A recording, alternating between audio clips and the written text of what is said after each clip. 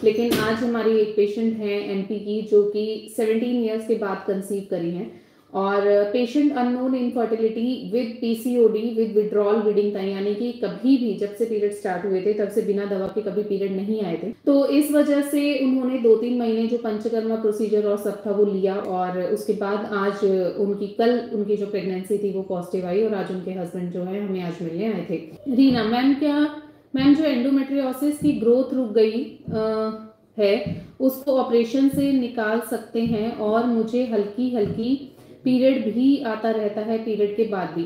अगर कोई एंडोमेट्रियोसिस का सिस्ट जो है वो पूरी तरह से स्टेगनेंट है तो उस कंडीशन में आप डेफिनेटली आप उसको निकाल सकते हैं। आप उसको जो है वो रोक सकते हैं, मतलब अगर आपको वो दिक्कत कर रहा है तो, वरना नॉर्मली हम ऐसा बोलते हैं कि जब डिलीवरी होगी तब आप वो सिस्ट निकाल दीजिए।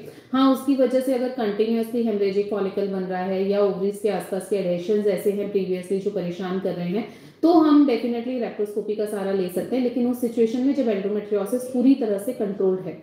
दूसरा, अगर आपको पीरियड के बाद भी हल्की हल्की स्पॉटिंग होती है तो एंडोमेट्रियोसिस में बहुत बार ट्यूब्स के अंदर एंडोमेट्रियल टिश्यू डेवलप करता है और वो भी कंसेप्शन नहीं होने देता है। तो उस सिचुएशन में आपको इंटरनल चेकअप जरूर चाहिए होगा, तो आप वो भी देख लीजिए। अगर हाँ ये स्पॉटिंग 2-3 दिन के बाद बंद हो जाती है तो फिर आपको उसके लिए कोई घबराने की जरूरत नहीं है। अमिता मैम, मेरा एग ग्रोथ नहीं कर रहा है, मैं बहुत परेशान हूँ। अगर एक फॉलिकल ग्रो नहीं कर रहा होता है तो आपको ऐसे थोड़ा सा उष्ण वीर्य द्रव्यों का आहार भी करना चाहिए। जैसे आप 1 चम्मच कैस्टर ऑयल दूध में डाल के ले सकते हैं जो वातानुलोमन करेगा। इसके अलावा आप 2 लौंग, थोड़ा सा टुकड़ा दालचीनी का और मेथी का पानी रात को पानी में भिगो के मॉर्निंग में आप डेली वो पानी पी सकते हैं। और खान पान में थोड़ा सा ध्यान रखिए, जैसे आप बेसन की चीजें मत खाइए, दही, अचार, खटाई ऐसी चीजें मत खाइए जो थोड़ा स्टेगनेंसी लाए। जो कषाय होते हैं ऐसे पदार्थों का प्रयोग ना करें तो डेफिनेटली वो इम्पैक्ट कर जाएगा। अगर फिर भी ठीक ना हो तो आप मेडिसिन का सहारा साथ साथ ले सकते हैं। मैम, मुझे एक बार कंसीव हुआ था, 2 महीने का बच्चा हो गया था, धड़कन नहीं आई थी, हमने दवा खा ली थी, उसके बाद कंसीव नहीं हो रहा है। अगर ऐसा है तो आपको पहले ट्यूब का टेस्ट करा लेना चाहिए, क्योंकि जब आप खुद से दवाई खाते हो तो बहुत बार इन्फेक्शंस हो जाते हैं और इन्फेक्शन की वजह से ट्यूब में स्वेलिंग, इन्फ्लेमेशन, ब्लीडिंग ये सब हो सकता है।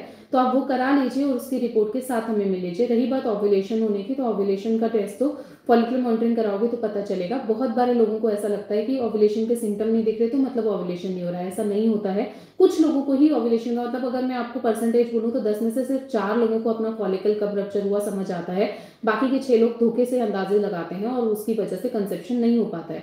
तो उसका बेस्ट वे है कि आप फॉलिकुलर स्टडी कराओ और आप जज करो, एक्चुअली देख लो कि आपके फर्टाइल डेज कौन से हैं और उसके बाद हर महीने उन दिनों में ट्राई करो। सुनील डोरा, मैम मैं उड़ीसा से बोल रही हूँ, शादी को 15 साल हो गए, मेरे दोनों ट्यूब ब्लॉक है, इतने सालों के बाद ट्यूब खुल पाएगा? यस, इतने सालों के बाद भी ट्यूब खुलती है, लेकिन आप पुराने एचएसजी के साथ नहीं, आप एक फ्रेश एचएसजी करा के उसकी रिपोर्ट के साथ मिलिए।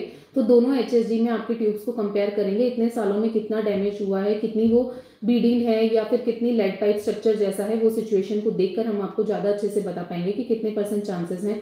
लेकिन 17 साल 16 साल के बाद भी लोगों की ट्यूब खुली है, ऐसा नहीं है कि नहीं खुलती है।